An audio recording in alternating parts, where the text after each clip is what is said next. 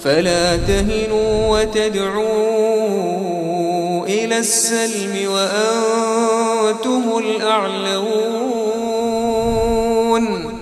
والله معكم ولن يتركم أعمالكم.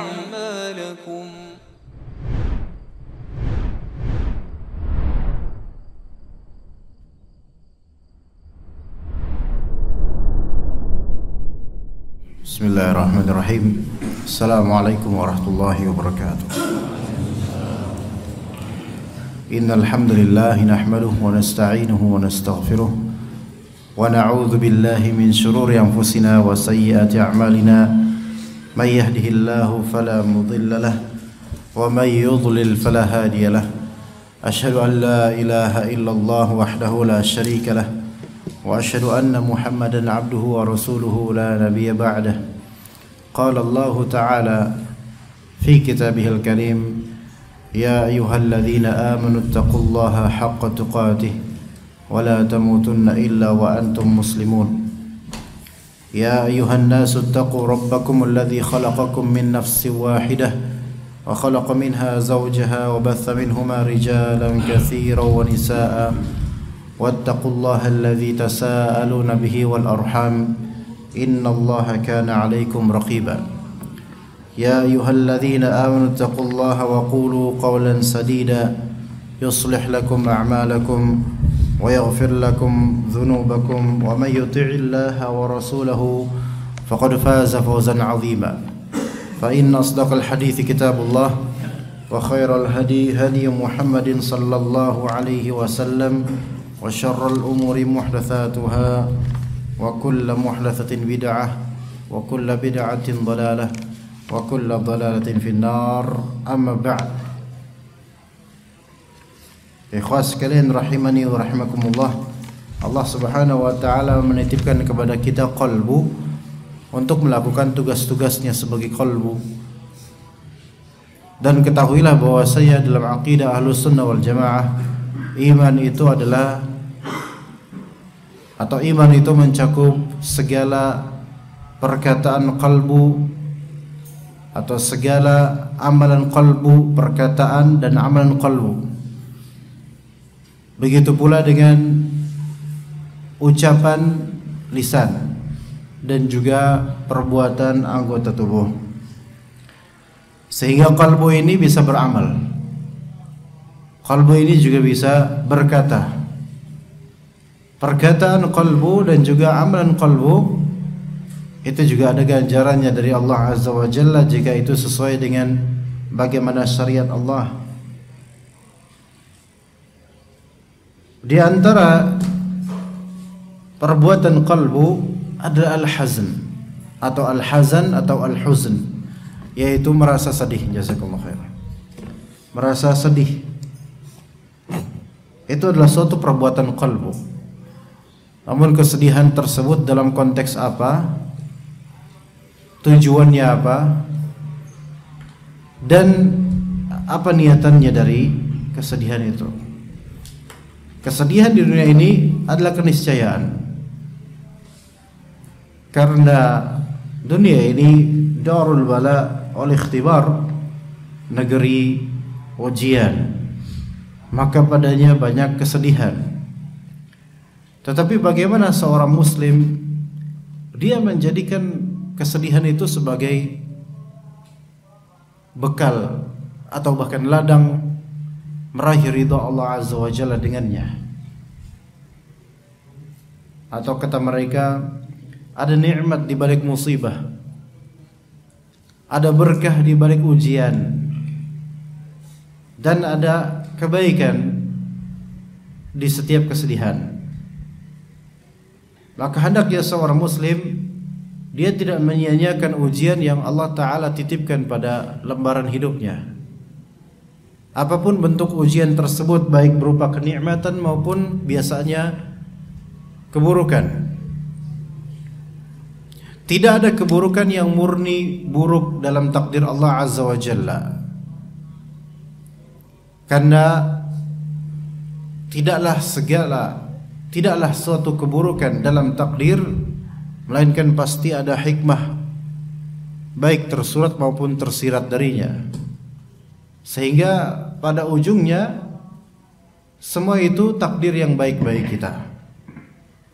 Maka ikhwas sekalian rahimani wa rahimakumullah, penting bagi seorang muslim terutama yang memiliki akidah Ahlus Sunnah wal Jamaah untuk menjadikan segala jenis bala dan kesedihan sebagai tangga yang betul-betul mempercepat dia untuk sampai ke ridha Allah Azza wa Jalla.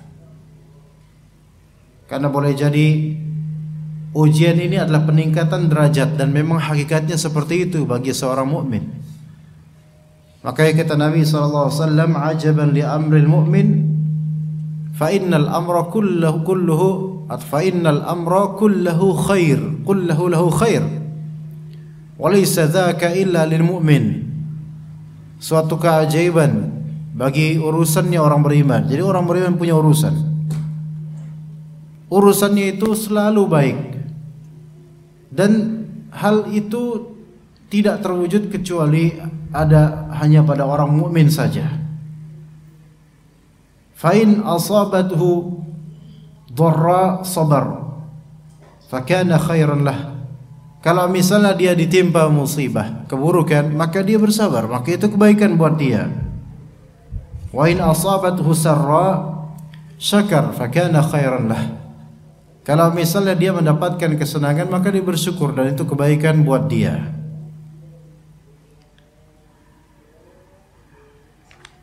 Orang-orang dan para ulama terutama, mereka beragam pendapat mengenai manakah yang lebih afdal, ghaniyun syakir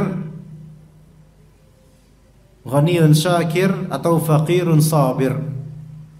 Mana yang lebih afdal, kaya selagi bersyukur atau fakir miskin selagi bersabar? Semua akan bilang kaya selagi bersyukur, mungkin bagi orang awam karena menginginkan kekayaan. Tetapi yang sahih adalah yang lebih afdal adalah baik dia fakir maupun ghani, baik dia miskin maupun kaya, tetap ada padanya sifat sabar dan syukur. Semua punya daur dan tugas masing-masing. Bagi yang sekarang Allah Ta'ala lapangkan rezekinya dengan kekayaan, dia tetap membutuhkan rasa syukur dan membutuhkan rasa sabar. Kekayaan itu membutuhkan kesabaran, betul. Kekayaan membutuhkan kesabaran yang mungkin orang-orang miskin tidak mampu untuk melakukannya. Lihat betapa banyaknya orang-orang miskin ketika menjadi OKB, orang kaya baru, mereka tidak sabar untuk tidak membeli barang-barang yang mereka inginkan. Baru kaya dikit langsung norak. Ya, seperti daerah dekat antum itu Citayam. Iya. Bahkan nggak kaya bahkan, tapi fashionnya dan nampang kemudian di SCBD atau Sudirman, Citayam Fashion Week. Sebenarnya bacanya bukan week, tapi we. Nah itu baca. Gak ada bagus-bagusnya.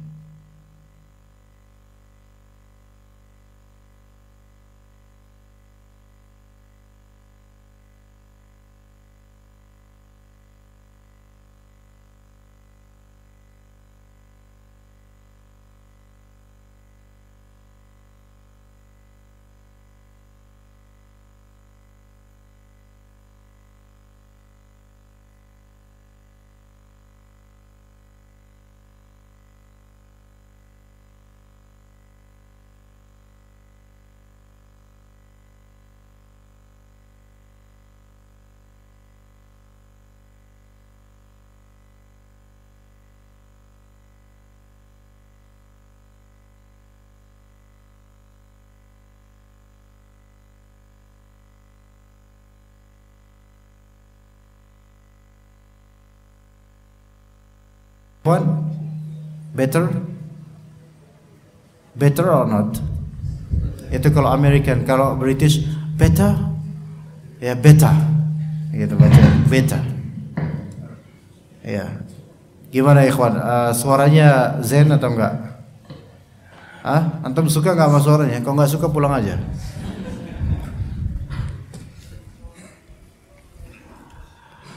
Bolehkah kita bersedih? Kaya tapi sedih, ada. Miskin dan sedih, bukan tapi sedih, enggak ada. Miskin tapi sedih, ya miskin memang menyedihkan memang. Kesedihan itu bisa menimpa orang kaya maupun orang miskin. Itu wajar, manusiawi. Kata Allah Azza wa Jalla, wa laqad na'lamu annahu la yahzunuka alladhi yaqulun. Kami mengetahui betul-betul bahwasanya apa yang mereka katakan, orang-orang musyrik katakan terhadapmu wahai Muhammad itu, wahai Nabi Muhammad, apa yang mereka atau orang-orang musyrikin katakan kepada engkau itu membuatmu bersedih. Nabi SAW pun pernah bersedih dengan apa yang diucapkan oleh orang-orang musyrikun. Nabi SAW juga pernah bersedih dengan wafatnya istri beliau yang tercinta Khadijah radhiyallahu anha. Beliau SAW juga bersedih dengan kepergian Abu Talib, pamannya, yang selama ini membackup dakwahnya dan lebih sedihnya lagi, mata ala kufr, mati di atas kekufuran. Maka disebut amul huzn, tahun kesedihan. Kesedihan itu manusiawi. Tanpa kesedihan maka hidup ini seperti hambar. Tanpa kesedihan manusia tidak mengenal kebahagiaan.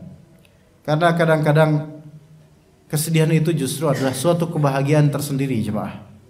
Tetapi jika diarahkan dan diorientasikan dengan benar ke Allah Azza wa Jalla, maka kesedihan itu manusiawi. Hanya saja bagaimana kita memanage kesedihan agar kesedihan ini terorientasikan untuk menggapai ridha Allah, bukan justru mengundang murka dan laknat Allah.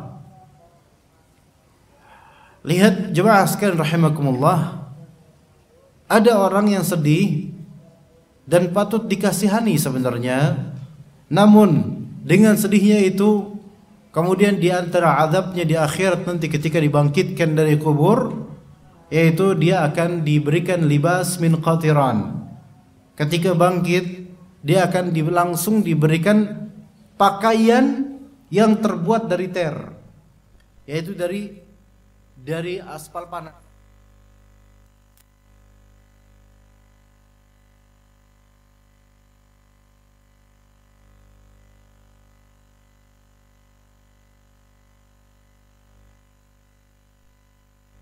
Orang yang jadi ada beberapa azab sebelum terwujudnya azab sesungguhnya di neraka, baru bangkit sudah kena azab. Coba sebutkan apa aja ikhwan. Yang pertama apa? Tapi yang pertama adalah ya, semua orang akan dibangkitkan sesuai dengan keadaan matinya dia bagaimana. Itu yang pertama dulu. Kalau dia mati dalam keadaan yang dimurkai oleh Allah dengan maksiatnya, maka dia dibangkitkan dalam keadaan seperti itu. Itu sudah cukup sebagai azab sebenarnya. Itu yang pertama, status yang sangat buruk. Reputasi langsung buruk gara-gara dia mati dalam keadaan seperti itu. Apapun itu, di antaranya mati bunuh diri, na'udzubillah min dzalik. Tapi di antara mati bunuh diri, dia berada dalam keadaan bunuh diri, maka dia akan dibangkitkan dalam keadaan yang serupa, yaitu bagaimana dia caranya bunuh diri itu. Na'udzubillah. Bismillah. Itu yang pertama. Yang kedua apa ya, kawan? Yang dibangkitkan itu sudah buruk, dapat azab langsung. Ayo. Siapa? Hah? Duta apa?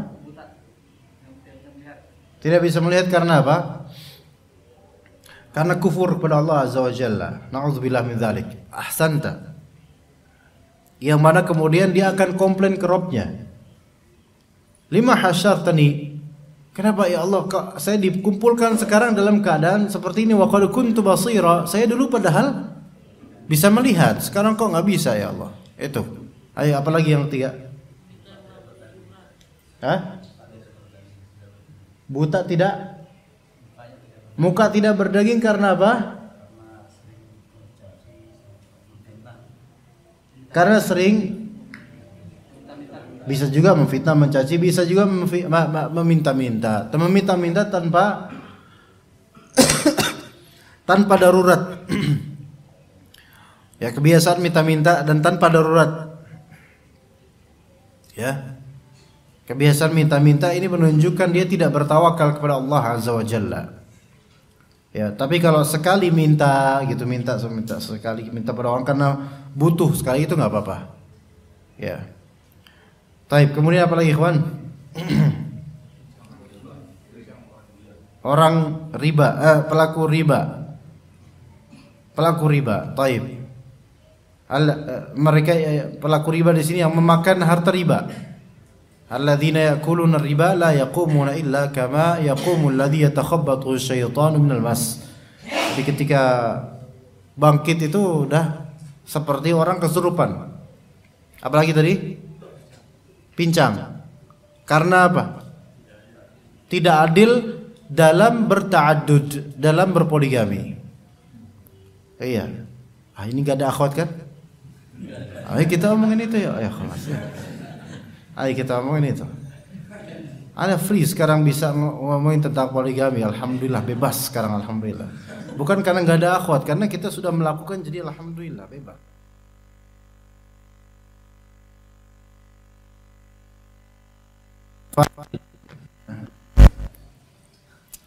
Nah, ta'addud al-azwaj, az-zawjat, yaitu berpoligami, maka hal ini resikonya besar. Tapi memang namanya dalam dunia permodalan dan peruntungan, high risk, high return. High risk, high return. Artinya apa? Ayo pebisnis saya. Apakah Anda harus nunggu orang Padang yang menjawab? Ayo pebisnis. High risk, high return. Resiko besar itu berpotensi untungnya juga besar. Karena resikonya besar. Iya. Resiko dagang cilok sama resiko dagang mobil besaran mana, ikhwan? Mobil, tapi untungnya cilok. Enggak. Untungnya mobil, lebih besar untung mobil. Iya, enggak mungkin antum jual beli mobil, antum marginkan hanya 100.000 per piece mobil, enggak mungkin. Iya. Bisa berjuta-juta, bahkan belasan juta, bahkan sekali deal bisa puluhan juta antum dapat keuntungannya. Dan itu enggak bakal antum dapatkan di cilok. Iya. Sehari untung berapa tukang cilok? 5 juta. Enggak, antum mimpi itu, enggak, susah. Enggak seperti mungkin, kecuali kalau cilok besar gitu, maksudnya perusahaan besar ya. PT Cilok ya, misalnya. Ya. High risk, high return. Risikonya besar. Karena kalau tidak terjadi keadilan dari segi nafkah zahir maupun nafkah batin dan juga malam, besar, wallahi besar. Azim, besar azabnya juga ketika berdiri nanti dibangkitkan di hari akhir. Yang dulunya ketika di dunia suka ngebully bu jomblo dan juga orang-orang yang cuma satu istrinya, nanti ketika di akhirat dia dibully balik. Sok ya. Nih si beleguk nih yang dulu kemudian di dunia ini suka apa? Suka ngebully kita, akhirnya sekarang lihat dia pincang tuh gara-gara songong tuh. Songong ngebully yang masih satu istri, dibully-bully sama dia, ternyata dia sendiri nggak bisa amanah, nggak bisa adil dalam berpoligami. Maka risiko yang besar, ikhwan. Kalau antum belum bisa dan belum yakin berbuat adil, maka itu menjadi haram bagi antum. Taib, kemudian apa lagi, ikhwan, yang bisa membuat seseorang dibangkitkan dalam keadaan diazab langsung selain yang tadi 5 tadi? Fadhol, apalagi ada yang betul? Kehabisan ide? Atau mungkin antum pengen memberi usulan, ya Allah tolong. Ada, masih ada. Di antaranya ini yang terakhir supaya langsung matching dengan tema, yaitu an-naihah, perempuan yang meratap. Perempuan yang meratap. Biasanya peratap itu perempuan, laki-laki jarang meratap. Yang meratap itu perempuan. Laki-laki itu hampir tidak ada yang meratap, jarang sekali yang meratap. Tapi meratap itu apa sih maksudnya? Apakah meratap itu hanya sebatas nangis? Nangis itu enggak mesti meratap. Nangis, meratap ada lagi. Kata Syekh Utsaimin, niyahah atau meratap itu definisinya adalah raf'u sauti bil bukai bisababi mauti ahadin qasdan. Ya. Raf'u sauti bil bukai bi mauti ahadin qasdan, yaitu mengangkat suara dalam menangis dengan sebab kematian suatu pihak, dan mengangkat suara itu qasdan. Qasdan itu sengaja dengan maksud. Adapun kalau misalnya mengangkat suaranya itu ya memang karena karakter suaranya kayak gitu. Ada orang yang memang kalau dia ketawa itu tinggi suaranya misalnya. Ya, tetapi wajib bagi orang yang seperti ini untuk merendahkan suara tangisnya atau dia jangan dulu nangis. Jadi meninggikan suara tangisan dengan sengaja ketika ada dengan sebab kematian seseorang atau suatu pihak yang mungkin dia cintai. Maka ini niyahah dan meratap. Ya, suaranya ada gitu, melengking suaranya. Dan ini biasa dilakukan orang-orang Nasrani, itu banyak melakukannya itu, perempuan-perempuan Nasrani. Ya, sambil peti matinya kemudian sama kayak orang kesurupan ngomong asis. Kalimat-kalimat yang kadang di situ kalimat-kalimat kufur, menyesali takdir dan mempertanyakan serta menggugat Allah Azza wa Jalla dengan takdir yang baik sebenarnya. Seolah-olah ini mayit ini nggak boleh mati gitu loh. Jangan mati ya. Kamu jangan mati gitu kata yang meratap ini. Sayangnya mayitnya nggak bisa ngomong itu. Mungkin kalau bisa ngomong bilang mendingan gua mati daripada ketemu lo. Ya. Mendingan cepat-cepat mati. Ya. Seolah-olah mayit ini nggak boleh mati. Seolah-olah yang Allah takdirkan tuh salah gitu buat dia. Na'udzubillah min dzalik. Termasuk meratap juga ketika dia mungkin kehilangan bapaknya, kehilangan suaminya wafat gitu kan. Kemudian, ya Tuhan, kenapa harus aku? Lah terus siapa lagi kalau bukan kamu kan gitu. Kenapa harus aku yang menerima nasib ini? Ya, itu perempuan banyak yang seperti itu. Ketika udah kalap, akalnya terhijab. Langsung kalimat-kalimat keluar, kalimat-kalimat kalap. Yang itu tetap dicatat oleh malaikat. Dan itu bisa masuk ke dalam kekufuran, bahkan bisa masuk ke dalam kekufuran akbar loh. Hati-hati. Makanya para suami ya, ketika mendapati istrinya adalah istrinya ini ternyata perempuan yang ekspresif sifatnya, yang mudah sekali mengekspresikan apa yang di hatinya dia. Ketika terwujud pada dirinya meratap, harus segera diingatkan. Udah sabar, pelan-pelan. Jangan sampai keluar kalimat-kalimat kufur. Karena perempuan itu banyak kufurnya, itu kufur akbar bisa-bisa dengan mengatakan, "Ya Allah, kenapa engkau melakukan seperti ini? Ya Allah, ya Allah, ya Allah. Kenapa?" Menggugat Allah Azza wa Jalla. Tidak terima dengan takdir Allah Azza wa Jalla. Bahaya sekali. Makanya ketika dibangkitkan perempuan-perempuan yang suka meratap ini dengan tidak sabarnya mereka, dengan kesedihan mereka, itu diberi pakaian terbuat dari ter panas, aspal panas. Bayangkan pakaian panas Pak. Antum pakaian baru disetrika aja, ya, sakitnya nggak enak. Langsung lepas lah. Ini pakaian terbuat dari qatiran. Qatiran itu ter, dilekatkan di sini. Ya, itu belum dihisab oleh Allah, belum itu. Jadi bahaya sekali jemaah, padahal itu hanya sebatas kalimat loh. Dan juga tangisan. Tapi yang namanya ratapan itu, kenapa kok bisa separah itu gitu? Itu termasuk dosa besar yang kadang-kadang menjurus kepada kekufuran. Makanya masuk ke dalam kitab tauhid hadis-hadis tentang niyahah. Karena ini bisa masuk ke dalam bab kekufuran. Ya. Dan menafikan tauhid. Kenapa kok bisa separah itu azabnya? Karena bisa kufur. Pertama, dan juga niyahah itu seperti antum ngantuk dan kemudian nguap. Coba, ada teman ngaji nguap satu, jemaah lainnya insya Allah jadi follower itu. Ikutan, lihat ngantuk dia, ikutan juga. Yang lain juga, wah dia ngantuk, ikutan. Jadi mengantuk berjamaah kemudian nguap jamaah gitu loh.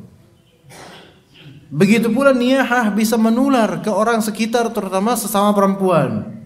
Tadinya cuma satu yang nangis dengan suara tinggi, yang lain pada ikutan nangis. Yang ikutan juga bingung, kenapa gue ikut-ikutan ya? Tapi karena nggak tahan lihat orang nangis seperti itu, akhirnya yang nangis juga. Dan kalau kita pikir-pikir, untuk apa nangis sebegitunya? Emang kalau udah nangis sebegitunya, kemudian mayit bangkit lagi gitu? Pasti yang melakukan para peratap ini, ketika nangis kemudian mayit bangkit, pasti dia tambah bingung. Lah kok tadi nangis bingung dia, makan pingsan mungkin. Sebenarnya maunya ente itu apa, wahai ukhti? Ya, pas mati ditangisin sampai diratapin. Tapi pas bangkit kembali, dia malah pingsan, gantian dia yang mati. Ya, gimana? Lihat ketidaksabaran itu berbahaya jemaah sekalian. Ketidaksabaran berbahaya yang kadang-kadang membuat seseorang terjerumus ke dalam kekufuran, di antaranya niyahah ini. Makanya kita bertanya, apakah Islam punya solusi terhadap segala kesedihan? Iya, jelas. Solusi Islam pasti ada, dan segala solusi dalam Islam itu selalu diarahkan kepada tauhid dan sunnah Nabi SAW. Mesti gitu. Mesti gitu. Semua solusi dalam Islam pasti diarahkan ke tauhid dan sunnah Nabi. Semuanya kayak gitu, semuanya. Solusi terhadap kemiskinan, pasti arah pertamanya adalah tauhid dulu. Beneran Pak? Coba sekarang. Solusi kemiskinan versi sekuler. Solusi kemiskinan versi motivator penjual air liur. Coba apa coba? Apa? Kan ada iklannya tuh. Anda ingin cepat sukses? Anda ingin cepat kaya? Jauhilah orang-orang berbicara seperti ini. Ya gitu kan? Ya benar gak? Anda ingin cepat sukses? Anda ingin cepat sukses? Kelihatannya belum sukses nih. Anda ingin cepat kaya? Anda ingin profit dalam 1 bulan bisa mencapai puluhan juta? Nah, kalimat itu menggugah. Jangan percaya kata-kata saya. Nah, begitu.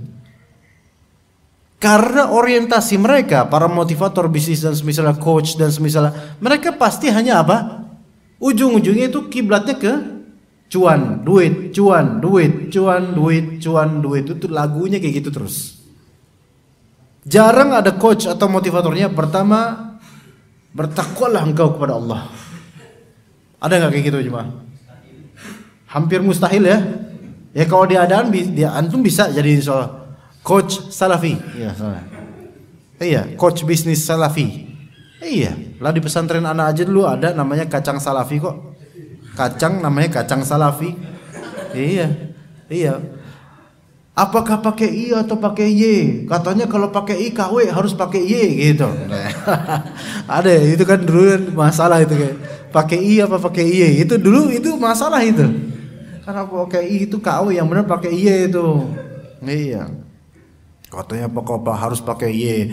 Buktinya radionya pakai I bukan pakai Y ya.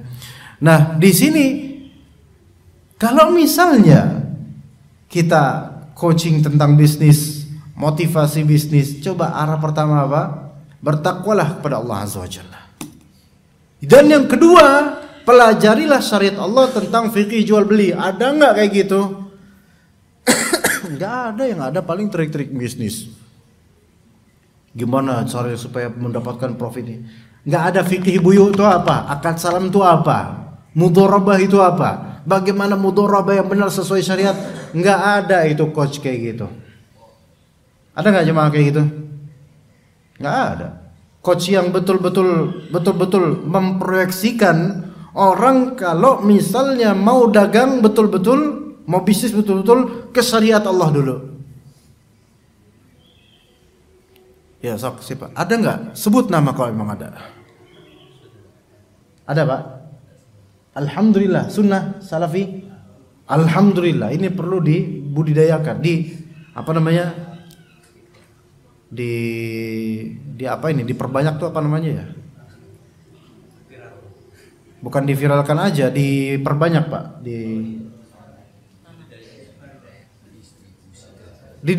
Orang seperti ini diproduksi, harus sering diproduksi sehingga tersebar. Karena kan selama ini yang dominan adalah para coach yang hanya memikirkan gimana cuan itu, gimana cara dapatnya. Enggak memikirkan berkah atau enggaknya. Ya. Nah, orang-orang pada nggak sabar, pengen cepat untuk dapat penghasilan instan. Justru dari yang ketidaksabaran pengen dapat yang instan itu petaka pertamanya sebelum petaka berikutnya. Itu musibah pertamanya sebelum musibah berikutnya. Kata Nabi SAW, al-isti'jal minasyaitan. Tergesa-gesa itu berasal dari syaitan. Dan kebanyakan orang yang tergesa-gesa itu adalah masalah dunia. Ketidaksabaran akhirnya. Dari situ kemudian timbul kekufuran, ketidakterimaan terhadap takdir. Kemudian menerabas segala dan menerjang segala pelanggaran syariat. Enggak peduli, yang terpenting saya mudah mendapatkan apa yang saya inginkan. Tapi sekarang ikhwah sekalian, di antara solusi seseorang ketika sedih, dia mengucapkan doa-doa atau melakukan ritual-ritual yang sesuai dengan sunnah Nabi SAW berkaitan dengan kesedihan. Yang kedua yaitu salat. Kata Aisyah radhiyallahu anha, kana an-nabiy sallallahu alaihi wasallam idza hazabahu amrun shalla. Nabi sallallahu alaihi wasallam jika ada perkara yang mengurungnya, yaitu perkara yang membuatnya bingung, perkara yang membuatnya sedih, beliau bergegas salat. Bergegas salat. Makanya kata Nabi sallallahu alaihi wasallam, hubbiba ilayya min dunyakum at-tibu wan nisa. Ngerti enggak, Pak? Ngerti enggak? Enggak ngerti dah.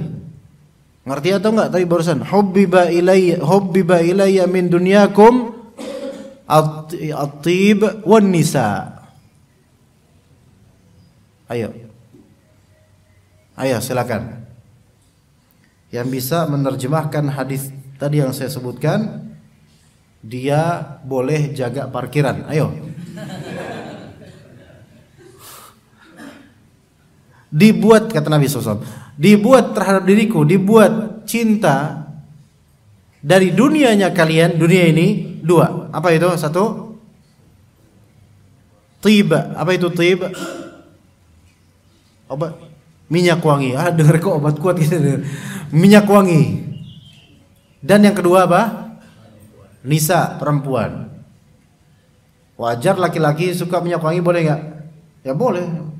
Perempuan suka minyak wangi boleh, tetapi treatmentnya beda. Kalau perempuan di rumah saja.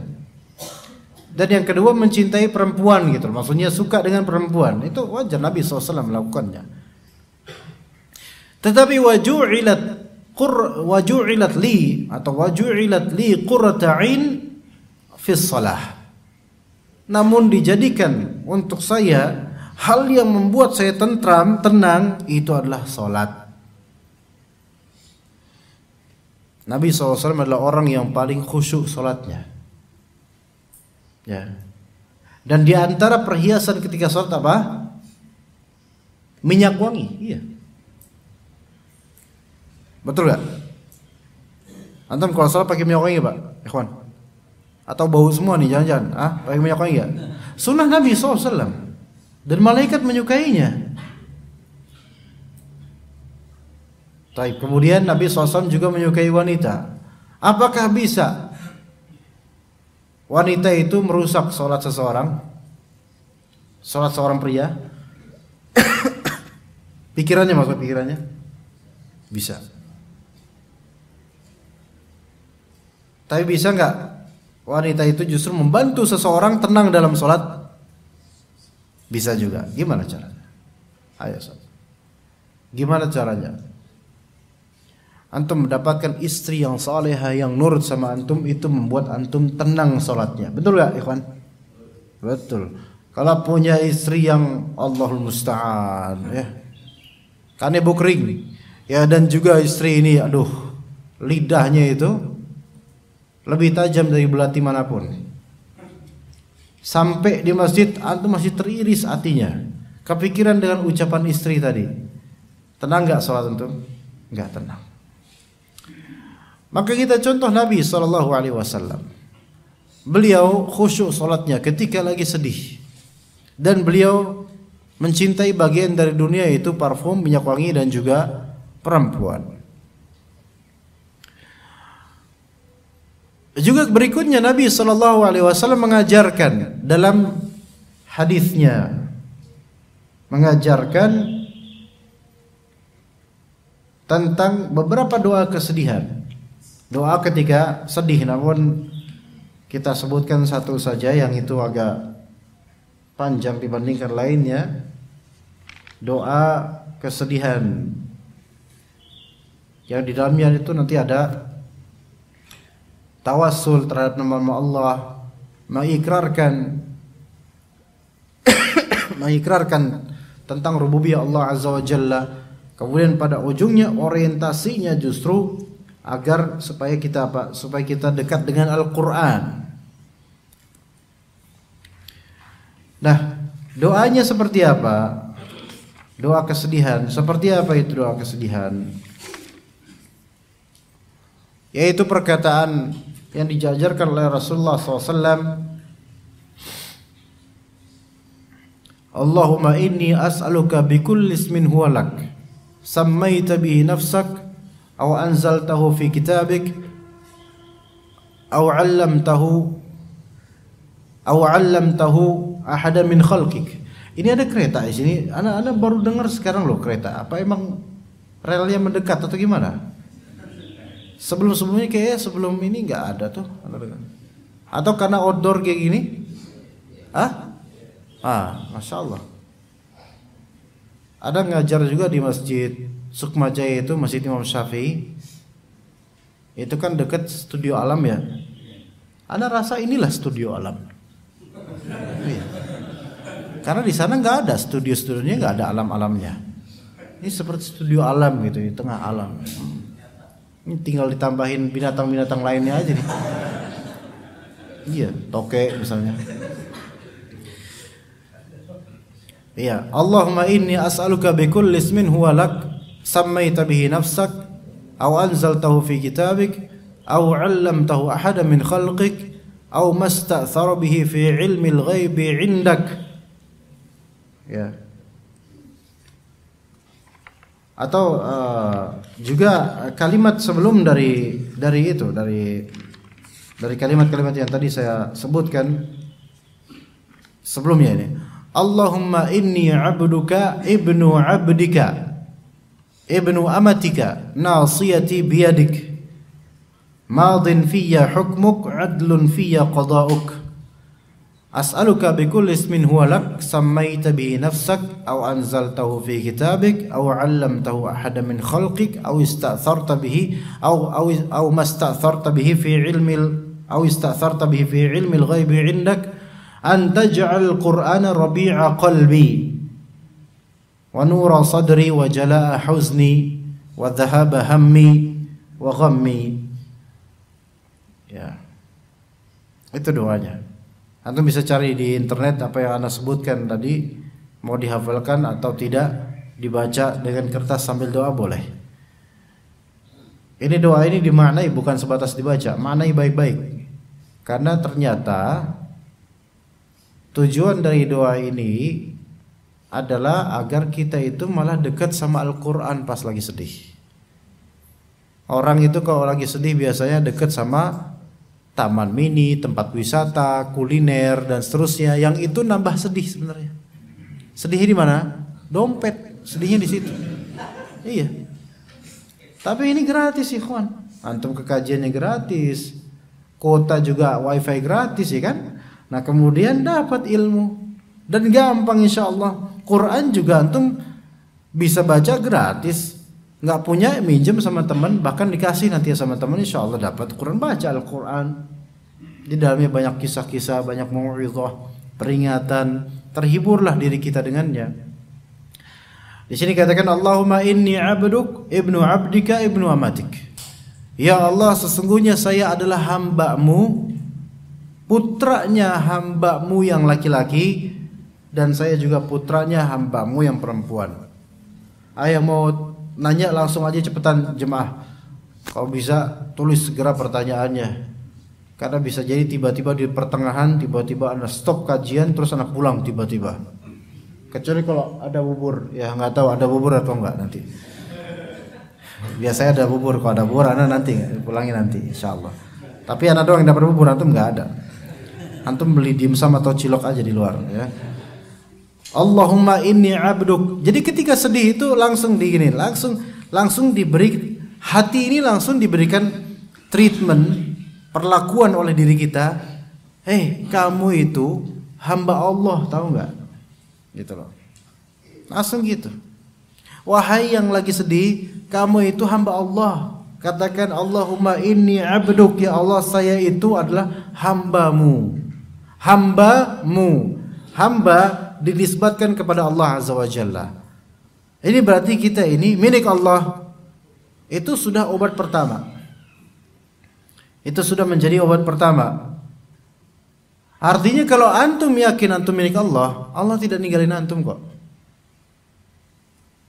Allah tidak meninggalkan antum.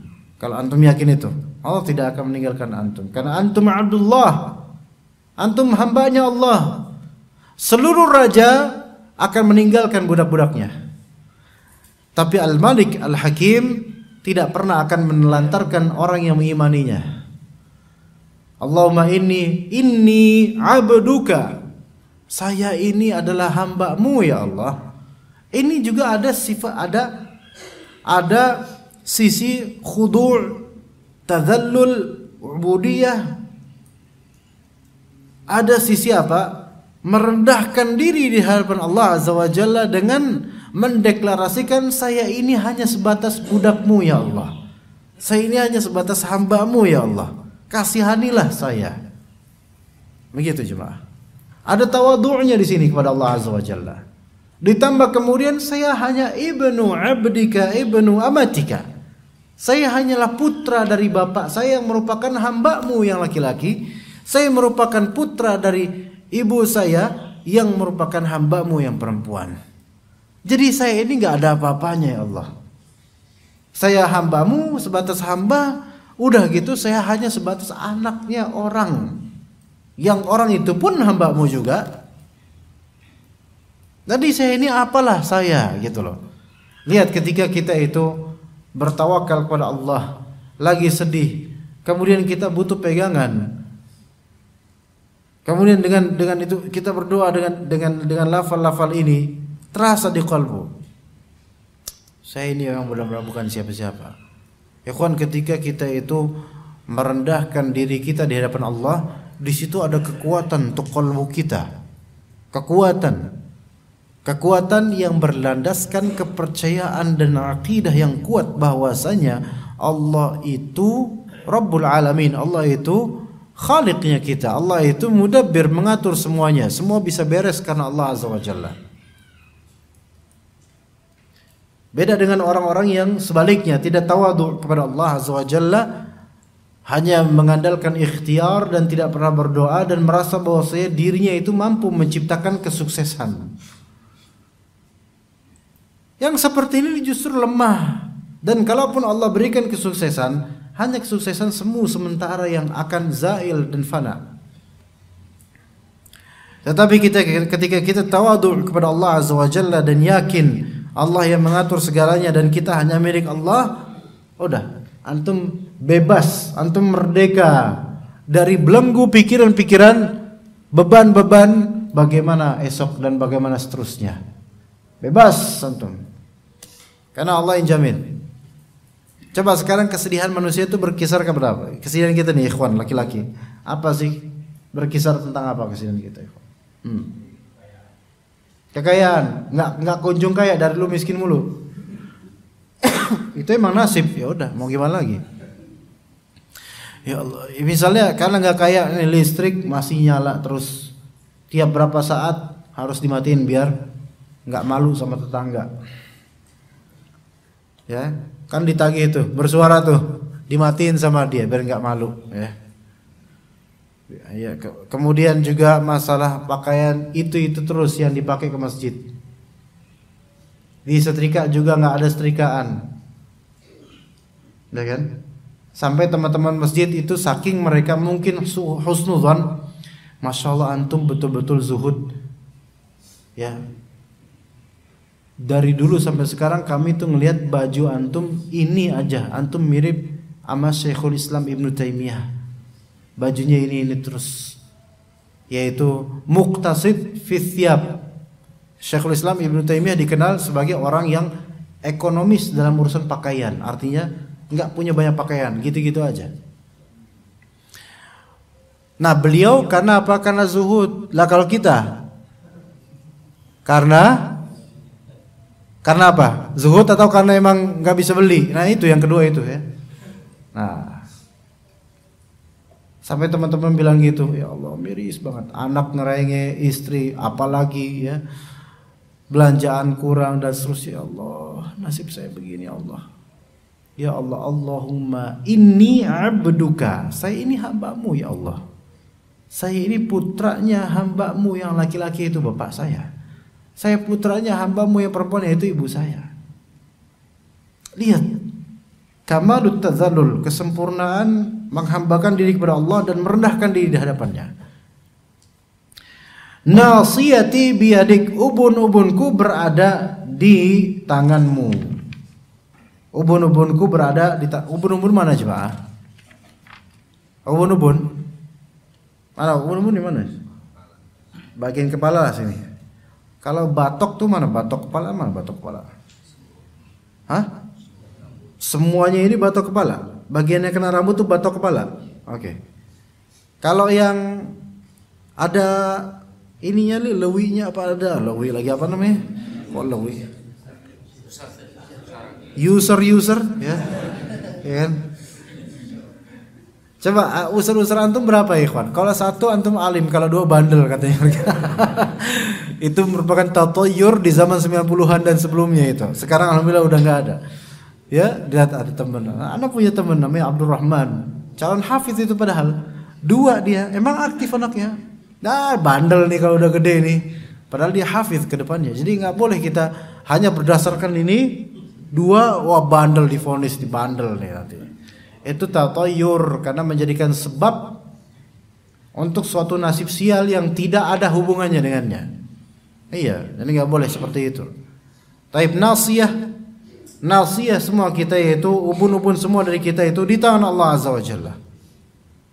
Kita itu diatur oleh Allah Azza wa Jalla. Nasiyati biyadik. Kemudian ditambahkan madin fiyya hukmuk. Apa madin di sini? Berlaku atasku hukummu. Hukum engkau ya Allah berlaku atasku. Ya. Madin di sini berlaku, telah lampau. Hukum di sini hukum takdir, sudah termaktub. Saya tahu sudah termaktub ya Allah, sehingga kita merasa nggak mungkin saya itu bakal mati kecuali sudah sempurna rezekinya. Jadi saya sudah diatur. Madin fiyya hukmuk, hukum yang engkau atur terhadap saya itu ya Allah pasti berjalan berlaku untuk saya. Adlun fiyya qada'uk, ini wajib untuk kita imani. takdir atau ketentuanmu itu pasti adil bagiku ya Allah. Semua yang antum rasakan jemaah sekalian kita nih, dari kesulitan atau kebahagiaan, semuanya itu adil. Ya, seharusnya ini yang kalimat adlun fiyya qada'uk ini lebih pengen ke perempuan untuk ngomongnya gitu. Karena kebanyakan yang merasa Allah itu kurang adil itu perempuan. Kalau laki-laki nggak ngomong, nggak mikir gitu mungkin ya. Anda nggak tahu kok masing-masing antum, tapi umumnya laki-laki itu ya udah. Kalau misalnya belum bisa, ya udah dia akan berjuang lagi bisa insya Allah gitu. Tapi kalau perempuan kadang-kadang nggak mikir, ayo usaha lagi, ayo kita ubah, ayo kita nggak. Kadang-kadang mikir apa? Kok nggak adil ya, seperti takdir Allah kok nggak adil ya gitu. Syaitan membisikinya kemudian. Maka wajib adlun fiyya qada'uk. Segala takdir, segala qada yang engkau berikan kepadaku itu adil. Adil. Iya. Coba Mas, namanya siapa sampean? Rizal. Sebutkan kesengsaraan antum. Ayo. Bukan dalam rangka curhat, untuk membuktikan.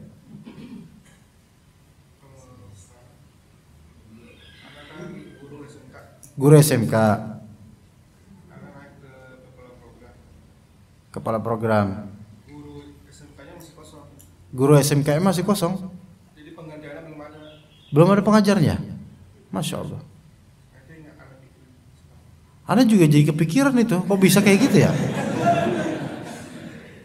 Gurunya nggak ada. Lagi cari pengganti tapi udah mau KBM belum. Iya, ini kan udah harusnya berapa bulan ini harusnya udah belajar nggak? Senin besok ini, besok Senin ini, lusa depan.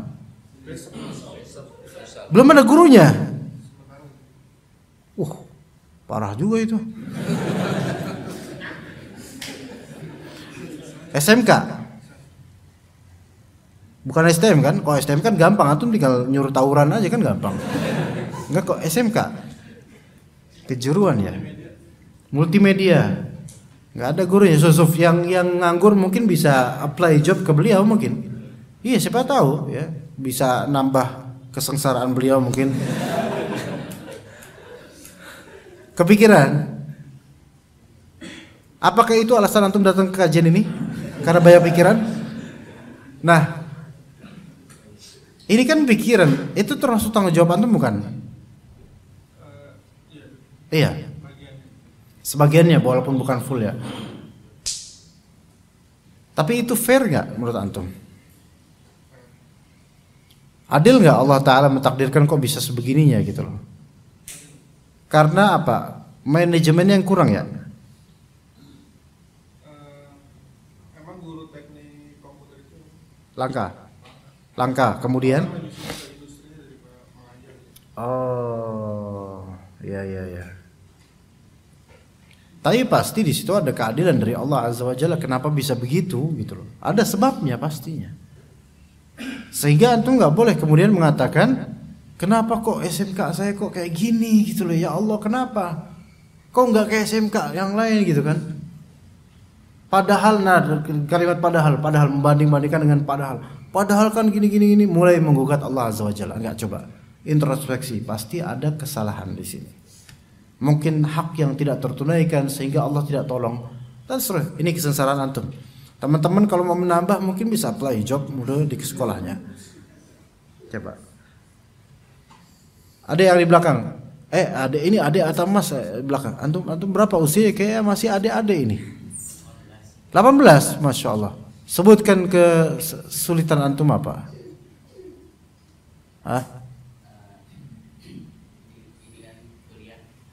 Kuliah? Apa sulitnya? Antum kuliah di mana antum? Hufadz sunnah. Masya Allah. Itu mana ya? Pasar Minggu ya? Mana ya? Di Bogor Pale. Ada Pale gitu namanya, Pale gitu? Ntar ada tulisan Lupeang lagi, Pale Lupeang.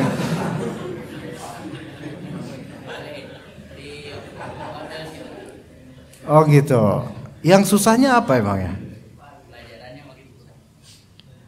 Itu adil itu. Iya, kalau misalnya makin tinggi tahapnya pelajaran makin gampang, antum makin bahlul nanti. Kan memang namanya, ya itu adil, udah antum terima aja kalau gitu. Itu gampang lah. Iya, nggak ada makin S2 makin gampang, S3 makin, ya bahlul nanti orang jadi bahlul semua kalau kayak gitu. Jadi wajar. Ya jadi adil. Adlun fiya qadau, apapun itu kesengsaraan antum masing-masing. Itu adil. Jangan kita itu tidak fair kepada Allah Azza wa Jalla. Ketika kita diberi kesenangan, kita bilang Allah itu adil ya. Tuh kayak gitu tuh. Tuh liciknya sebagian orang kaya tuh kayak gitu tuh. Iya. Pas udah enak, kalau berikan enak gitu, istri yang salehah, ekonomi yang mapan dan seterusnya dibilang, memang Allah itu maha adil. Ya gitu kan. Sambil berkata bijak, masang fotonya, tulis di Facebook, berkata bijak, Allah itu maha adil. Ceramah dia. Ya. Tapi giliran sengsara baru mulai uring-uringan ini. Kenapa? Dari mana duitnya? Kan gitu. Ya kan? Mulai kan mempertanyakan kan? Mulai merasa Allah itu kurang adil. Kenapa harus saya yang seperti ini gitu kan? Nah, seperti itu ya. Kemudian as'aluka bikulli ismin huwalak. Saya memohon kepada Engkau dengan segala nama yang Engkau miliki ya Allah. Ini namanya tawassul. Ini tawassul yang syar'i. Di antara tawassul syar'i, bahkan tawassul terbaik adalah tawassul dengan nama-nama Allah yang mulia. Dan ketika antum menyebut nama-nama Allah yang mulia dan sifat-sifatnya dalam doa antum, itu antum sudah bertawassul sebenarnya. Semakin banyak antum menyebut nama Allah yang korelatif dengan konten permohonan antum, maka itu bentuk tawassul terbaik. Iya, insya Allah seperti itu. Contohnya antum butuh fulus buat bayar kontrakan, bayar SPP dan seterusnya. Maka antum minta sama Allah, ya Ghani. Apa artinya Ghani? Oh ya Maha Kaya, ya Malik, wahai Sang Raja. Ya Mu'ti, ya Mannan, ya Wahhab, wahai memberi karunia, wahai, dan seterusnya. Boleh dengan nama terjemahan nggak apa-apa kalau antum, tapi lebih afdal adalah antum sebutkan nama-nama Allah Azza wa Jalla dengan bahasa Arabnya. Ya Rabbus samawati wal ard, wahai pencipta langit dan bumi. Itu menunjukkan kekayaan Allah Azza wa Jalla. Saya sedang kesulitan ya Allah, saya sedang kesulitan untuk membayar kontrakan dan cicilan ini itu. Ya Allah, berikan saya rezeki yang luas ya Allah. Sesungguhnya Engkau maha kaya, saya memohon dengan kekayaanmu ya Allah. Ini tawassul dengan kekayaanmu, dengan sifat kekayaan Allah Azza wa Jalla. Ya, itu. As'aluka bikulli ismin huwalak. Saya memohon kepada Engkau dengan segala nama Engkau ya Allah. Boleh juga kita dengan tawassul dengan cara seperti ini dengan bahasa Indonesia untuk segala permintaan kita.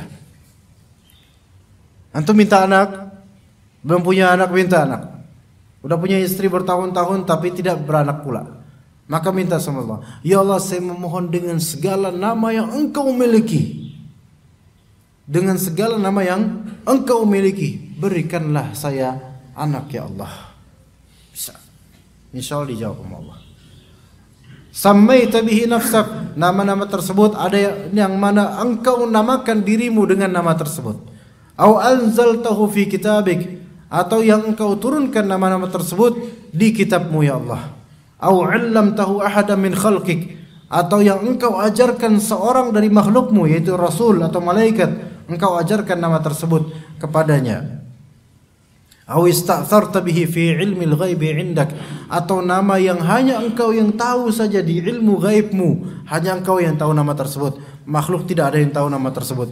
Jadi ini menunjukkan bahwasanya nama Allah Ta'ala itu ada yang tidak diketahui makhluk.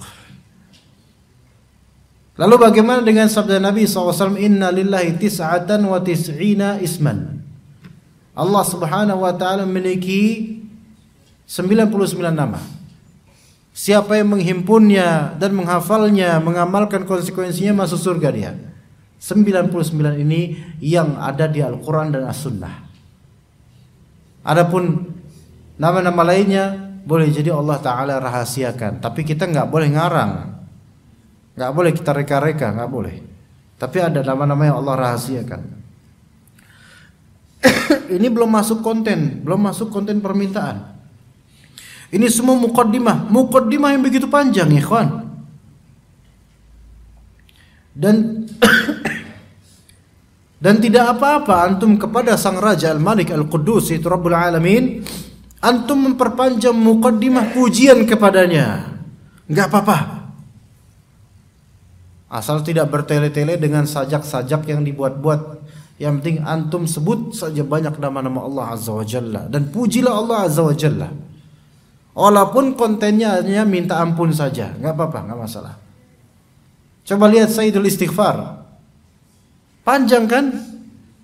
Allahumma anta rabbi, pujian kepada Allah. La ilaha illa anta, pujian kepada Allah. Khalaqtani, menyebutkan sifat Allah. Wa ana abduka, merendahkan diri kita. Wa ana ala adika wa adika mastata'at, menyebutkan diri kita bertugas sebagai apa. A'udzubika min syarri ma sana'at, menyebutkan jeleknya diri kita. Abu'u laka bi ni'matika alayya, muji lagi. Wa abu bidambi, merendahkan diri lagi. Faghfirli, di sini baru mulai. Faghfirli fa innahu la yaghfiru dzunuba illa anta. Permintaan cuma satu, ikhwan. Faghfirli, ampuni saya. Tapi kalau antum lihat tadi muqaddimahnya panjang, memuji Allah dan merendahkan diri kita. Maka ikhwan, di antara yang menyebabkan doa kita itu makbul adalah kita banyak memuji Allah di awal doa kita dan memperlihatkan diri kita ini itu rendah, ya Allah. Itu insyaallah mantap itu doa seperti ini di antara. Nah, kontennya adalah minta satu doang.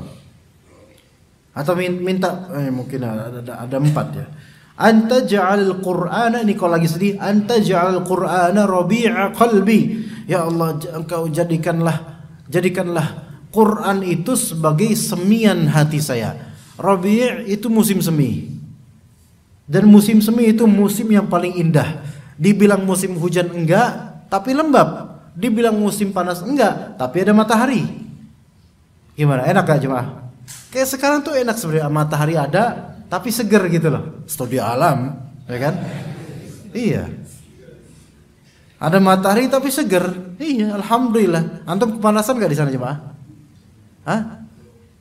Enggak. Kalau Anda kan dekat ini, kepanasan nggak? Ngantuk? Nahan ngantuk nggak? Ini kan apa? Dingin loh. Atau takutnya kesini di sini pulang-pulang dikerokin nanti ya. Anta ja'al Qur'ana rabi'a qalbi, Quran ini sebagai musim semi untuk hati saya. Jadi kayak ada rindang tapi lembabnya tuh dapat gitu loh.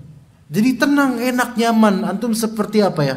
Kalau antum pernah nggak pergi ke Swiss? Hah? Swiss, iya. Switzerland yang apa rumputnya indah sekali pokoknya. Pernah nggak pergi? Pernah? Nggak, siapa yang udah pernah ngomong? Hah? Belum pernah antum? Sama lah kok gitu. Alhamdulillah. Sebenarnya nggak perlu ke sana. Ya, Sentul juga bisa kok. Ya, pokoknya enak. Sambil kemudian antum di ayunan sambil baca buku, ya, dipijitin sama istri pertama, kemudian sambil WhatsAppan sama istri kedua. Hah? Syuf, enak kayak kira-kira? Enak karena khayalan, ya. Kenyataan kan, realita kan, ya Allah al-musta'an, ya, realita kan nggak gitu kan ya. Nah kemudian itu tuh enak, seperti itu enaknya ada kopi hangat, ya, enak gak Pak? Kopi ini apa ya? Ini apa nih? Hah? Nggak bisa diangkat. Bismillah.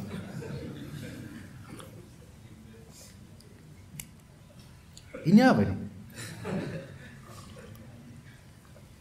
Alhamdulillah, jazakallah. Dibilang teh tapi kok kayak agar-agar rasanya. Nah, sangat enak Allah. Al-Quran ketika menjadi musim semi untuk kolbu kita itu, tanpa ada kehidupan dan kehangatan padanya, indah rasanya. Ya, Ini kajian ada pertanyaan Pak Ridwan? Ada. Ya. Jadi Al-Quran ini sebagai betul-betul menghibur kalbu kita. Wa nuru sadri, dan Al-Quran sebagai nur, cahaya untuk dada kita. Cahaya untuk dada kita. Jadi enak dada kita itu punya pembimbing gitu loh, untuk diarahkan nih hati ini mau kemana. Wa jalaa huzni, dan juga sebagai pelipur huzn. Huzn itu kesedihan akan apa yang telah berlalu. Jadi kesedihannya apa yang telah berlalu, dari kehilangan sesuatu, disakitin atau apalah. Ya, kemudian jala, hilang itu semua, pelipur, hilang, digantikan dengan Al-Quran. Wa dhahaba hammi wa ghammi, dan sebagai pengusir kecemasan dan keresahan. Ham itu kecemasan. Ham. Iya. Saya kemarin alhamdulillah Allah Ta'ala hadiahkan kucing. Ya, karena di Jatimur di masjid kemudian ada kucing kan. Biasa orang tuh buang kucing kalau nggak pasar masjid, aneh orang-orang tuh. Anak kucing dia udah bisa istighna, udah bisa lepas dari ibunya, alhamdulillah. Ngeong-ngeong terus gitu. Anak merasa iba, akhirnya anak keluar lihat, wah kucing lumayan nih, ambil lah. Akhirnya anak adopsi, ya, bukan sebagai anak ya, sebagai anak kucing, ya. Kemudian ditaruh di rumah. Pas ditaruh di rumah, alhamdulillah. Kita bingung namain apa, ya. Pasangan hidup ada yang kedua, kemudian bilang sebut beberapa nama-nama yang tidak memuaskan hati ana, tidak mengenyangkan dan tidak menghilangkan dari haus. Nama-nama yang akhirnya ada bilang nama. Ada satu nama, ada pengen namain dia Jupri sebenarnya. Tapi kucing ini perempuan gitu, gimana? Betina. Apa yang namain Jupri? Karena Jupri itu salah satu ustadz teman ana, tapi ustadz. Jangan Jupri lah. Nanti panggilnya Pri lagi. Akhirnya pikir-pikir, nama yang bagus Ham. Iya, resmi official itu namanya. Antum kepanjangannya apa? Mau tahu kepanjangannya apa? Itu nama kucing bagus panjangannya. Dan boleh antum tiru. Namanya Komnas HAM. Apa HAM itu di Indonesia? Itu singkatan dari hak asasi manusia. Tapi kalau di Arab apa artinya HAM? HAM itu dan gham artinya galau di kita, galau. Segala kesedihan atau kegalauan berkaitan dengan masa depan HAM namanya. Gitu. HAM. Ya. Gitu. Apapun itu. Atau menyebar CV, ya, kurikulum vitae, ya kan, buat apply job, naruh di perusahaan ini, taruh dong, 5 perusahaan taruh, berharap dalam waktu dekat akan ada yang telepon, ya, itu kan H2C, ya kan, orang-orang cemas kan. Itu HAM tuh. Aduh, lihat HP nggak ada miss call. Lihat HP nggak ada miss call. Sekali ada miss call pinjol, ya. Ya. Akhirnya itu HAM, itu HAM. Gelisah nggak itu? Gelisah kadang-kadang nungguin itu. Sampai sepekan nggak ada yang nelpon. Iya. Ternyata emang lupa naruh di kurikulum vitae nomor HP-nya. Ini Bahlul namanya. Ya. Alhamdulillah segala HAM, ikhwan, segala HAM. Ya. Bahkan sebagian laki-laki yang terbakar kecemburuan karena tahu temannya nikah lagi, HAM itu. Karena merasa kenapa harus dia, kenapa tidak saya? Itu HAM juga itu. Maka harus diganti dengan apa? Al-Quran. Supaya hilang itu semua, digantikan Al-Quran. Allah ya ikhwan, Al-Quran menggantikan itu semua, menggantikan itu semua insyaallah. Hanya saja kita itu karena belum memenuhi hak Al-Quran, makanya belum bisa Al-Quran menggantikan segala kesedihan kita. Belum bisa. Kenapa? Karena hak Al-Quran belum kita penuhi. Dari bacaannya, dari tartilnya, dari tajwidnya, dari tafsirnya, dari tahsinnya, belum kita penuhi, makanya belum sampai ke hati kita benar-benar. Seandainya iman kita itu benar-benar jernih insyaallah, maka kita tidak akan pernah hilang rasa haus kita terhadap Al-Quran. Ya, tapi karena hak Al-Quran belum kita penuhi, maka masih seperti biasa-biasa aja. Ya, seperti itu ya ikhwah sekalian. Untuk materi kajian ini, jika ada pertanyaan, oke, insyaallah mudah-mudahan pertanyaan tidak macam-macam bisa dijawab mudah-mudahan. Bagaimana teknis berdoa pada sujud dan tasyahud akhir? Pada sujud dan tasyahud akhir. Pada sujud teknis berdoanya, antum sujud, jidat antum di bawah, kemudian antum doa. Tasyahud akhir, antum baca tasyahud pas akhir-akhir, di tasyahud akhir, habis itu doa. Nah, gitu. Kan kayak gitu kan ya? Ya teknisnya mau gimana lagi, ikhwan? Mau gimana? Enggak angkat tangan enggak? Masa pas sujud angkat tangan kayak gini? Ya enggak lah. Maksudnya teknis di sini gimana? Anda enggak tahu kan teknis itu kan berarti hay'ah, bentuk. Gimana Pak? Bacaannya gimana? Urutan bacaannya. Oke. Doa dalam sujud itu sebenarnya bebas. Antum nggak mesti tidak mesti dialokasikan di akhir. Karena nanti akan panjang sendiri tuh sujud terakhir dan itu tidak sesuai dengan sunnah. Yang sahih adalah kita itu sholat Rasulullah SAW sholatnya mu'tadil. Apa itu mu'tadil? Yaitu balance antara semua dari rukun-rukunnya. Jadi kalau misalnya beliau panjang, ya, rakaatnya sampai dalam satu rakaat satu surat Al-Baqarah satu surat, maka rukunya juga panjang. Ya, sehingga sujudnya juga panjang.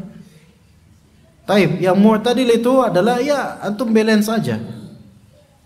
Tidak harus semua doa diborong dalam satu sujud. Enggak. Tapi antum bagi-bagi ke beberapa sujud tafadhol.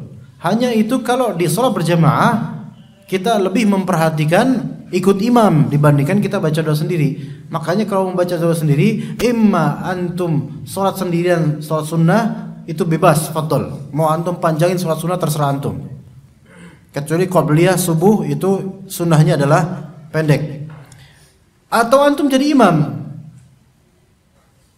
ya, dan itu harus bilang ke Pak Irwan, Anda mau jadi imam, atau bilang ke DKM, atau nggak ditolak, sama semua masjid ditolak, antum nggak bisa jadi imam, udah ada imam di sini, imam besar bahkan, ya, karena kan baru selesai dari itu. Ya. Nah, antum jadi imam, nggak bisa jadi imam masjid, jadi imam buat anak istri antum, imam tahajud, kan bisa kan? Iya bisa. Nah, atau sholat sendiri panjangin. Di setiap sujudnya antum bagi-bagi doa, terserah, bebas. Dan ketika memang ini doa bukan doa khusus sujud, artinya doa antum pilih doa apapun terserah. Yang nggak bisa bahasa Arab boleh pakai bahasa Indonesia dalam sholatnya, maksudnya doanya dalam sholatnya. Maka yang perlu diperhatikan adalah jangan mengkhususkan doa tertentu dalam sujud tertentu atau dalam sujud. Artinya pokoknya sujud terakhir saya harus mengkhususkan doa ini misalnya. Enggak. Karena itu nanti jadinya bid'ah.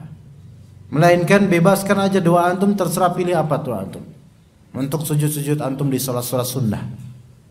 Itu yang untuk sujud. Karena memang dianjurkan kata ketika itu doa dengan istinbat dari kata Nabi SAW, aqrabu ma yakunu bainal abdi wa rabbih fi as-sujud.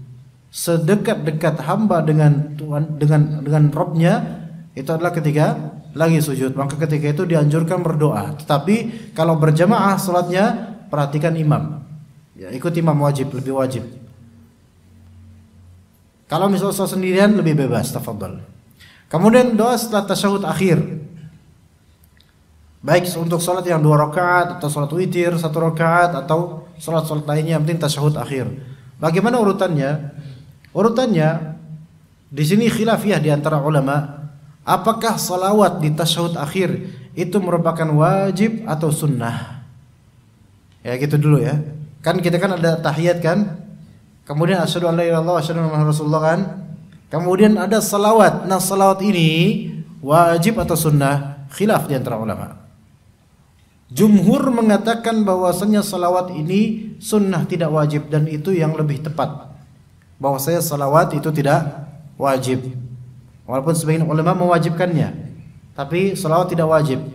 Nah, kalau antum memang tidak salawat, boleh langsung setelah asyhadu an la ilaha illallah wa asyhadu anna muhammadar rasulullah langsung doa. Tetapi di antara adab berdoa adalah setelah memuji Allah apa? Salawat. Ya udah, ya terus aja salawat aja. Maka udah kayak kita simpulkan, setelah salawat baru berdoa. Dan utamakan dahulu doa-doa yang memang Rasulullah SAW tempatkan pada spot itu, yaitu Allahumma a'inni ala dzikrika wa syukrika wa husni ibadatik, yaitu Allahumma inni a'udzubika min adzabi jahannam, min adzabil qabr, wa min fitnatil mahya wal mamat, wa min fitnatil masiihid dajjal. Yaitu juga Allahumma inni zalamtu nafsi zulman katsira wa la yaghfiru dzunuba illa anta faghfir li maghfiratan min 'indik warhamni innaka antal ghafurur rahim. Nah, baru setelah itu silakan antum pilih doa yang antum suka. Falyakhtar ad-du'a alladhi yu'jibuh.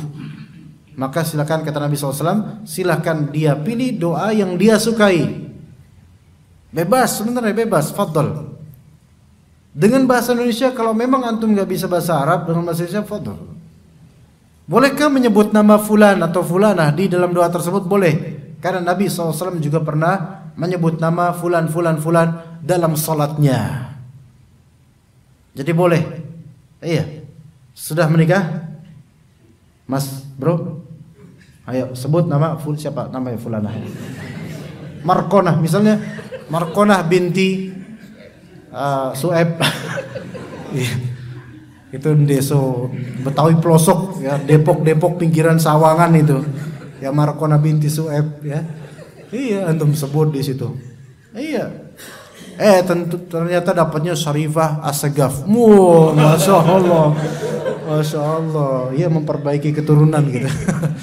Ya, semoga Allah rizkikan kepada antum istri yang salehah dan putra-putri yang salehah. Seperti itu yang tadi pertanyaannya, jawabannya. Bagaimana cara menghilangkan kebimbangan dalam berbagai perkara? Kebimbangan itu dalam bahasa Arabnya yaitu kolak, bukan kolak di kita ya. Kolak di kita mah pas Ramadan ya. Ini kolak kok. Dan adamu insyirah as-sadr, tidak lapang dadanya, tidak tenang dadanya.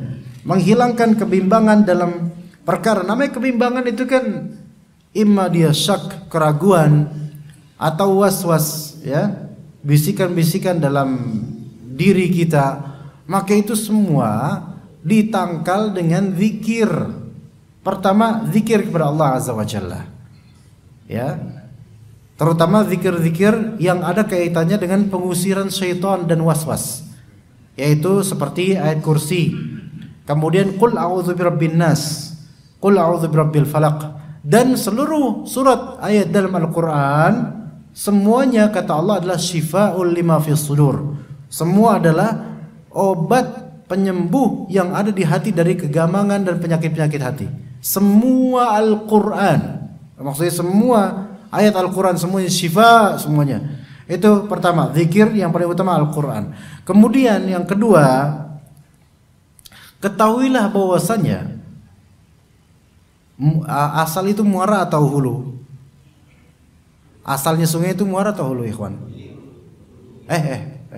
Hulu hilir, pokoknya asalnya lah. Sumber kebimbangan itu adalah kurangnya husnudzon pada Allah. Maka obatnya yang kedua adalah husnudzon sama Allah. Iya, husnudzon sama Allah. Siapa yang husnudzon sama Allah, maka Allah akan menenangkannya. Husnudzon dan percaya sama Allah. Coba kita lihat aja, kebimbangan apapun kita yang ada di hati kita, itu pasti pangkalnya berasal dari kurang percaya sama Allah. Iya, yakin itu sebenarnya. Kalau misalnya kita percaya husnudzon sama Allah, hilang itu semua, hilang. Orang-orang yang suudzon pada Allah itu sebenarnya baik laki-laki atau perempuan, nggak percaya sama Allah, itu karena imannya kurang ini. Husnudzon berarti dia harus memupuk husnudzon sama Allah, serahkan tawakal sama Allah. Hilang itu kebimbangan insyaallah. Apa sih biasa orang bimbang? Tentang duit, jodoh, masa depan, anak, kesehatan. Udah husnudzon sama Allah. Perbaiki sangkamu kepada Allah. Allah itu maha kuat kok, bisa mengatur segalanya. Assalamualaikum warahmatullahi wabarakatuh. Ada seorang yang memberikan saran, kalau ada masalah kemudian disuruh baca Quran, apa yang pas dibuka dibaca, kemudian dia menafsirkan dan menghubungkan dengan masalah tadi. Ya bisa seperti itu. Karena apa? Sebenarnya Al-Quran itu antum buka dari Al-Fatihah pun udah ada obatnya gitu loh. Maksudnya di sini setiap halaman Al-Quran itu ada obat. Antum mau buka mana aja, tapi jangan sebaiknya sih nggak dengan cara seperti ini. Tapi ini untuk membuktikan bahwasannya setiap lembar, setiap halaman Al-Quran itu selalu ada obat buat antum. Iya. Cuman yang afdal adalah antum baca surat yang antum pengen. Misalnya antum lagi sedih, ya jangan bacanya simpel. Antum lagi sedih baca Inna A'tayna. Selesai 3 ayat, yang penting sudah baca Al-Quran. Ya enggak gitu juga, tadabburin. Ya baca, apapun itu. Kalau kita misal di kitab biasa nih, faid. Lagi sedih, buka sembarang. Ayo kita refleksikan dah, bismillah. Belum tentu matching dengan kehidupan kita. Tapi Al-Quran, setiap lembarnya itu ada matching dengan kehidupan kita. Setiap lembarnya ada matching dengan problem kita, apapun itu. Karena di tiap lembar itu pasti ada nama-nama Allah. Dan nama-nama Allah itu kalau kita refleksikan betul-betul, konsekuensinya sangat relevan dengan segala problematika kita untuk disembuhkan dengannya insyaallah ta'ala. Tapi kalau bisa jangan seperti itu caranya, melainkan baca secara mapan, utuh. Misal baca, aduh lagi galau nih soal perempuan misalnya ya. Baca surat An-Nisa baca surat tadabbur, pasti ada jawabannya.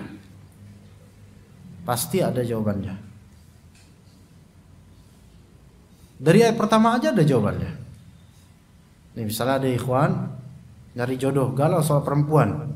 Dia nyari yang dengan persyaratan kriteria yang sangat ketat ya. Solehah, cantik, putih, menarik, dan wah, hampir manusia tersebut tidak ada di muka bumi ini gitu. Iya, Kak, galau dia. Buka surat An-Nisa. Dari ayat pertamanya aja udah ada teguran. Ya ayuhan nasu taqu rabbakum. Wahai manusia sekalian, takut kamu sama Allah. Waduh. Itu langsung itu. Karena sebagian dari kegamangan itu karena tidak takwanya dan tidak takutnya pada Allah. Itu baru ayat pertama itu. Gimana nanti ayat berikutnya? Ya jadi setiap helai dan setiap lembar Al-Quran itu semua syifa lima fis sudur. Yakin deh itu. Ya.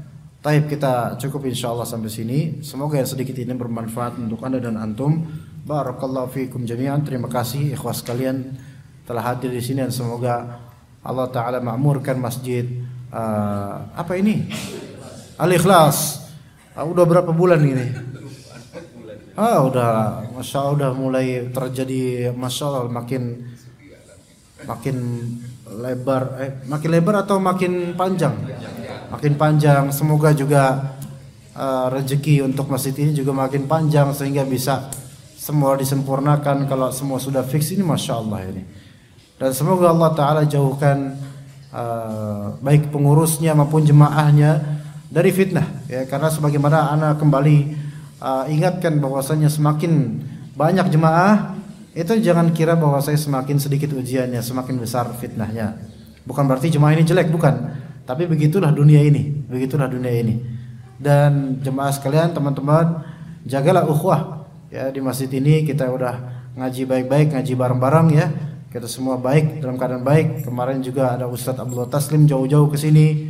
Ya, kemudian asatidzah yang lainnya juga akan mengisi di sini. Semoga semua dalam kebaikan insyaallah taala, dan juga untuk akhwat mudah-mudahan bisa nanti mungkin bulan depan atau kapan bisa Allah mudahkan untuk bisa ikut juga insyaallah taala. Ana sangat bahagia Ana bisa melihat wajah antum lagi walaupun Ana -3. Seenggaknya Ana melihat ada makhluk Allah taala di hadapan Ana, dan itu sudah membanggakan, alhamdulillah. Ya barakallahu fikum jami'an wa sallallahu ala nabiyyina Muhammad wa ala alihi wa sahbihi ajma'in. Subhanakallahumma bihamdika asyhadu an la ilaha illa anta astaghfiruka wa atubu ilaik. Wassalamu alaikum warahmatullahi wabarakatuh.